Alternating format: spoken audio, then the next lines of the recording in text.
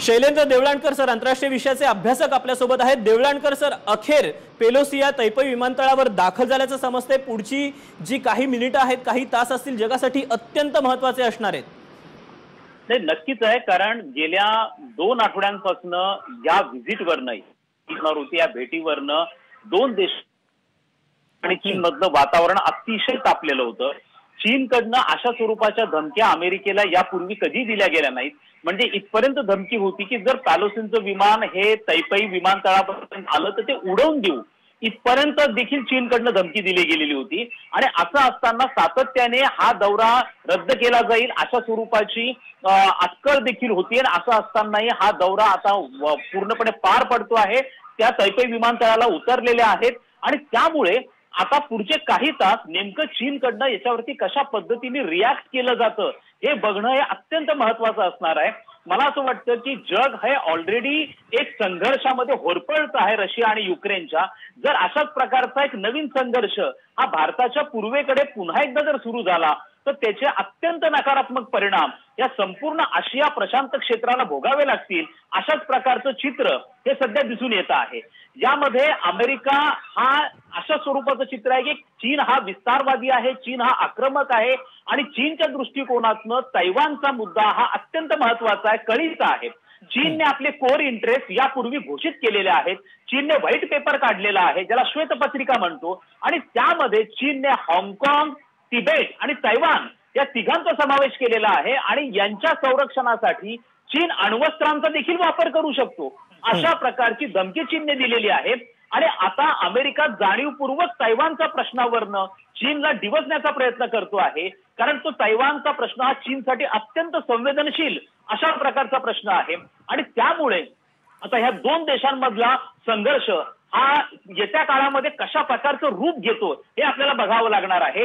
यामध्ये अमेरिकेची देखील एक कसोटी आहे, लक्षात घ्या।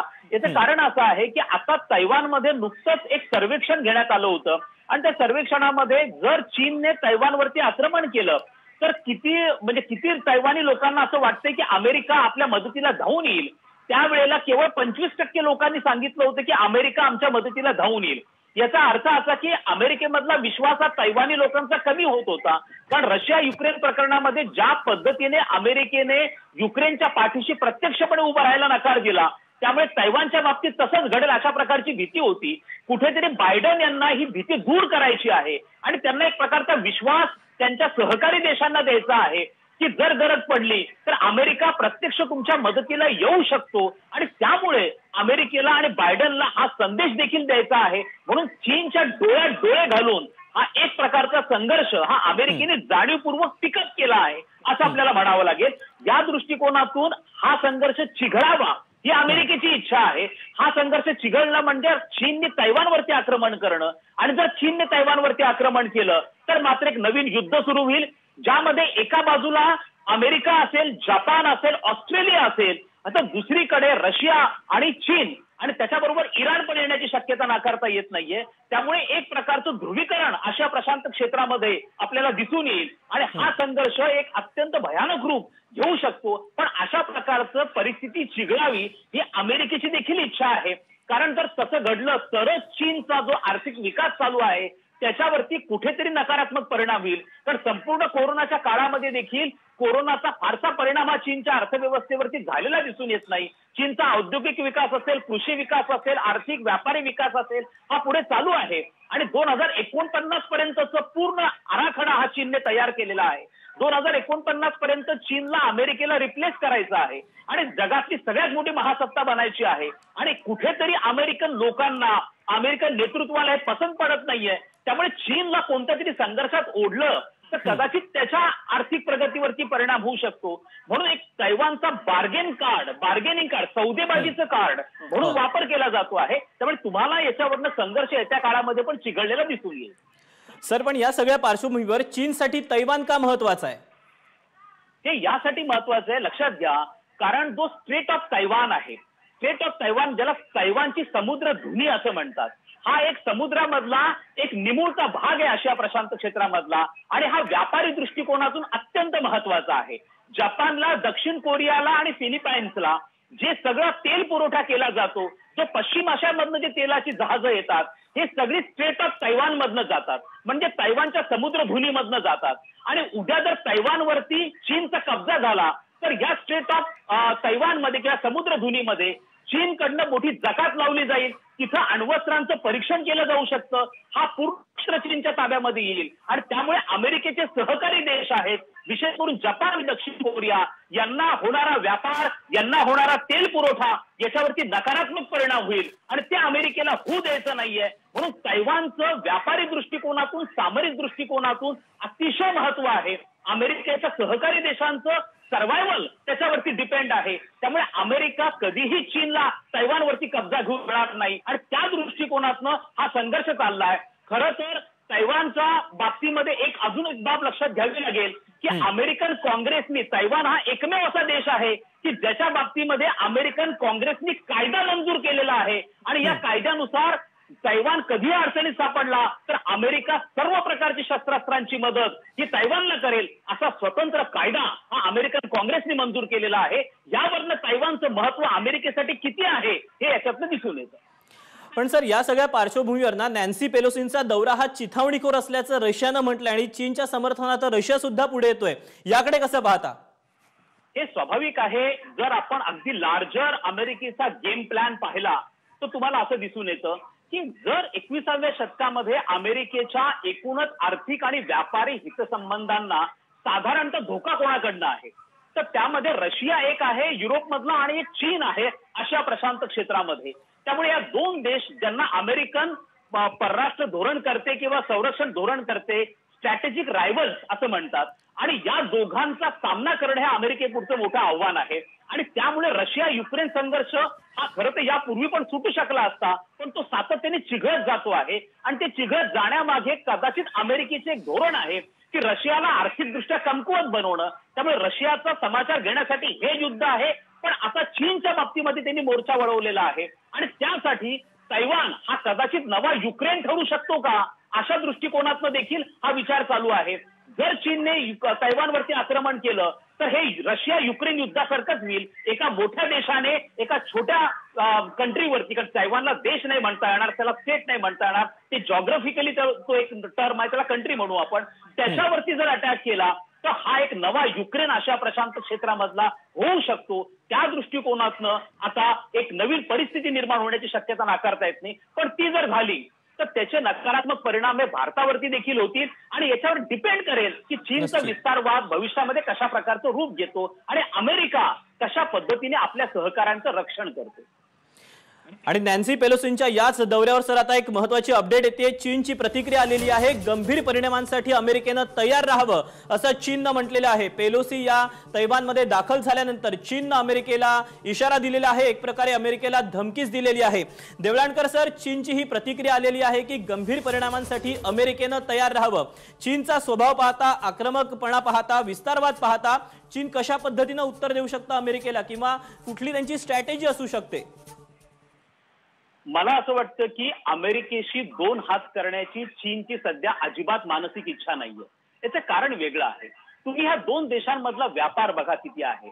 अमेरिका आणि चीन हे परस्परांना राजकीय मुद्द्यांवरती त्यांच्यामध्ये अनेक मतभेद असले तरी दोन देशांमधला व्यापार सध्या 700 अब्ज डॉलरचा आहे. त्यामुळे चीन असं कोणते पाऊल उचलणार नाही की ज्यामुळे त्यांच्या व्यापारी हितसंबंधांना धोका निर्माण होईल, परंतु चीनकडनं अशा प्रकारच्या धमक्या ह्या दिल्या जातील. दुसरं असं आहे की चीनला याची पण कल्पना आहे की एकाच वेळेला चीनला अनेक पातळ्यांवरती शत्रू निर्माण करता येणार नाही. त्यांचे भारताबरोबर संघर्ष हा LAC वरनं चालू आहे, परंतु दुसरा शत्रू ते निर्माण करणार नाही. दुसरा, अमेरिकेने आपले पाय आशिया प्रशांत क्षेत्रामध्ये आता पसरायला सुरुवात केली आहे. क्वाडच्या रूपाने एक नवा गट येतो आहे. त्याचप्रमाणे त्यांनी एक अवकाश नावाचा गट तयार करून ऑस्ट्रेलिया बरोबर टायअप केला आहे. जपान हा त्यांचा जुना भागीदार आहे. त्यामुळे चीनला घेरण्याची पूर्ण रणनीती अमेरिकेने बनवलेली आहे. त्यामुळे असं चीन कोणतेही कृत्य करणार नाही की जेणेकरून याचं रूपांतर संघर्षात होईल, परंतु चीनकडनं गंभीर स्वरूपाच्या धमक्या दिल्या जातील, शक्ती प्रदर्शन केलं जाईल. कदाचित तैवानचं जे एअर स्पेस आहे त्याचं व्हायलेशन होऊन काही चीनी विमानं ही तैवानच्या एअर स्पेसमध्ये येतील. त्यामुळे दबाव टाकण्याचा चीन नक्की प्रयत्न करेल, परंतु चीनकडनं प्रत्यक्ष कृती केली जाईल किंवा आक्रमण केलं जाईल असं धाडस सध्या तरी चीन करेल असं वाटत नाही. पण सर, चीननं जर असं धाडस केलं तर याचे आंतरराष्ट्रीय स्तरावर तुम्ही म्हणाला त्याप्रमाणे संपूर्ण जगावर परिणाम होणार आहेत. याचा आपल्या देशावर किंवा भारतावर काय परिणाम होईल? याचा भारतावरती नक्की परिणाम होणार आहे. याचं कारण असं आहे की भारताचा 50% व्यापार जो आशिया प्रशांत क्षेत्राला होतो तो दक्षिण चीन समुद्रामधनं होतो आणि दक्षिण चीन समुद्र भारतासाठी सामरिकदृष्ट्या अत्यंत महत्वाचा आहे. त्याचप्रमाणे स्ट्रेट ऑफ तैवान देखील भारतासाठी अत्यंत महत्वाचा आहे. ज्या वेळेला रशिया युक्रेन संघर्ष सुरू झाला त्यावेळेला भारताच्या निर्यातीवरती प्रचंड मोठा परिणाम झालेला होता. आता तशाच प्रकारची परिस्थिती भारताच्या पूर्वेकडे निर्माण होऊ शकते. आज आशिया प्रशांत क्षेत्राला विशेष करून दक्षिण पूर्व आशिया बरोबर भारताचा जो व्यापार आहे किंवा जे संबंध आहे ते साधारणतः $200 बिलियन आहे.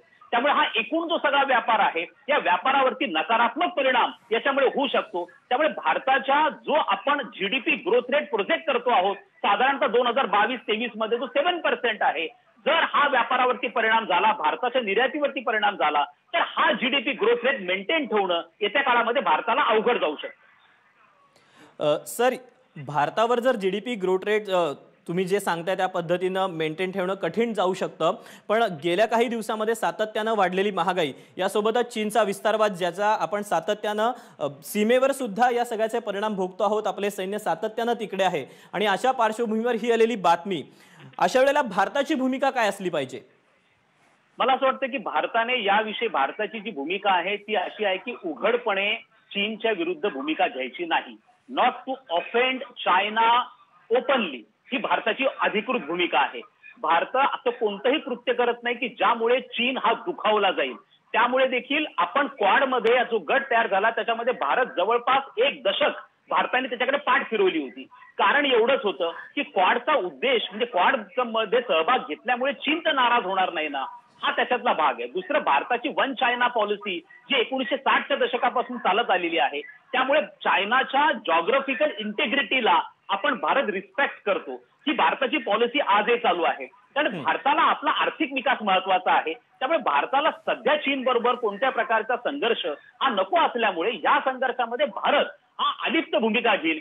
जरी भारत क्वाडचा मेंबर असला आणि जपान आणि ऑस्ट्रेलियाने जरी अमेरिकेची बाजू घेतली तरी भारत या संघर्षामध्ये उघडपणे प्रवेश करेल किंवा चीनच्या विरुद्ध भूमिका घेईल अशा प्रकारची शक्यता तुर्तास तरी वाटत नाही.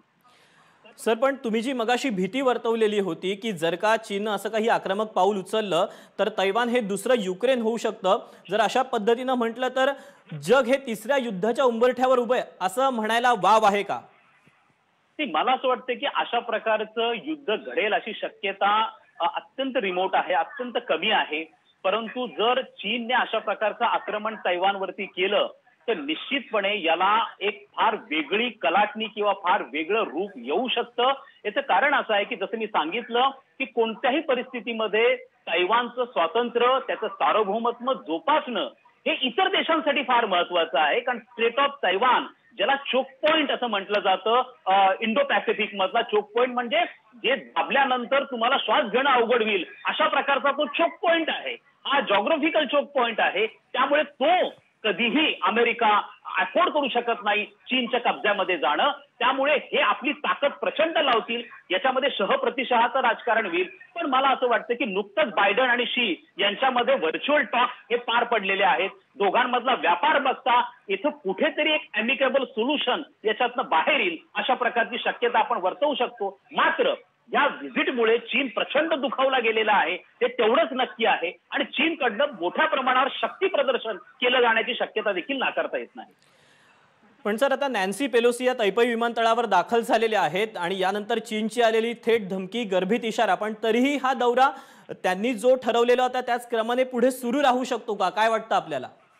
हा यासाठी पण आहे आणि हा सुरू राहणार आहे. याचं कारण आहे बायडन प्रशासनावरती सध्या अत्यंत गंभीर आरोप होत आहे आणि बायडन प्रशासनावरचा असा आरोप आहे की अमेरिकेचं दुसऱ्या महायुद्धानंतर अमेरिकेचा एकूणच जो उदय झालेला होता तो एक प्रोटेक्टिव्ह पॉवर म्हणून झालेला होता. अमेरिकेचं जागतिक राजकारणामध्ये ठिकठिकाणी इंटरफेरन्स होता. America regional balance of power आणि ग्लोबल बॅलन्स ऑफ पॉवर मध्ये म्हणजे सत्तेचा समतोल साधण्यामध्ये प्रभावी भूमिका पार पडत होता. परंतु बायडन प्रशासनामध्ये ज्या पद्धतीने अमेरिकेने अफगाणिस्तानमधलं सैन्य काढून घेतलं तो एक प्रकारची अमेरिकेची माघार होती. याला बायडन प्रशासनाचा पराजय असा अनेक अभ्यासक मानतात. त्यानंतर रशिया युक्रेन युद्ध झालं. यामध्ये देखील ज्या पद्धतीने बायडन सुरुवातीला बोलत होते की ते युक्रेनच्या पाठीशी उभे राहतील, कदाचित अमेरिकन सैन्य हे युक्रेनच्या भूमीवर उतरेल, तसं काही झालेलं नाहीये. त्यांनी अप्रत्यक्ष मदत केलेली आहे. त्यामुळे आता अनेक देशांमध्ये, अमेरिकेच्या मित्र देशांमध्ये एक प्रकारची असुरक्षितता निर्माण झालेली आहे की अमेरिका खरंच आमच्या मदतीला येईल की नाही. आणि त्यामुळे कुठेतरी बायडन यांना हे दाखवायचंय की आम्ही माघार घेत नाहीये.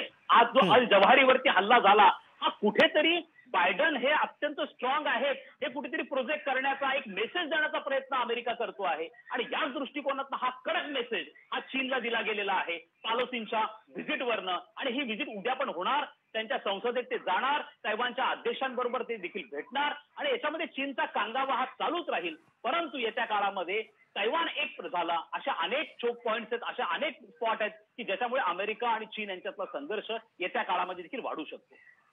सर, आणखी एक महत्त्वाची अपडेट येते, ती आपण अपडेट आपल्या प्रेक्षकांना देऊयात. एकीकडे चीनने ही सगळी धमकी दिलेली असताना हा दौरा जिवंत लोकशाहीचं समर्थन असल्याचं नॅन्सी पेलोसी यांनी म्हटलेलं आहे. तैवानमध्ये दाखल होताच पेलोसींनी ही पहिली प्रतिक्रिया दिली आहे. अमेरिका तैवानच्या जनतेसोबत असल्याचं पेलोसी यांनी म्हटलेलं आहे. देवळणकर सर, पेलोसी यांनी आपला जो दौरा आहे त्याचा उद्देश स्पष्ट केलेला आहे. हा दौरा जिवंत लोकशाहीचं उदाहरण असल्याचं त्या म्हणतायत. नाही, खरंच आहे. मी तुम्हाला जसं यापूर्वी सांगितलं की अमेरिकन काँग्रेसने तैवानला समर्थन देण्यासाठी, मग ते आर्थिक समर्थन असेल, लष्करी समर्थन असेल, यासाठी स्वतंत्र कायदा मंजूर केलेला आहे. आणि त्यामुळे अमेरिकन जनता, अमेरिकन प्रशासन हे निश्चितपणे तैवानच्या पाठीशी आहे. कारण त्याच्यात त्यांचे ट्रेड इंटरेस्ट आहेत, इकॉनॉमिक इंटरेस्ट आहेत, त्यांचे सिक्युरिटी इंटरेस्ट या सगळ्या प्रकरणामध्ये आहेत. त्यामुळे त्यांच्याकडनं तर तैवानमध्ये डेमोक्रेसी आहे. चायना हा अथॉरिटेरियन पॉवर म्हणून, एक कम्युनिस्ट पॉवर म्हणून ओळखला जातो. त्यामुळे कुठेतरी एक अशा प्रकारचं वातावरण की एक लोकशाही देशामागे जगातली सगळ्यात जुनी लोकशाही उभे आहे हे देखील अमेरिका दाखवण्याचा प्रयत्न करतो आहे. आणि ते पण एखाद्या ज्याला एकाधिकारशाहीवादी, साम्यवादी अशा एखाद्या राजवटीच्या विरोधामध्ये दोन लोकशाही देश एकत्र येत आहेत असंही कुठेतरी दाखवण्याचा प्रयत्न हा अमेरिकेकडनं होतो आहे. नक्कीच. त्यामुळे आता ही एक पहिली प्रतिक्रिया आलेली आहे नॅन्सी पेलोसी यांची, देवळणकर सर. परंतु या सगळ्या पार्श्वभूमीवर चीन आणि तैवानमध्ये हा तणाव नेमका का वाढतो आहे, या पाठीमागे काय नेमकी कारणं आहेत, याबद्दलचा स्पेशल रिपोर्ट आपण पाहूया आणि पुन्हा एकदा चर्चा करूया. पाहूया आता स्पेशल रिपोर्ट.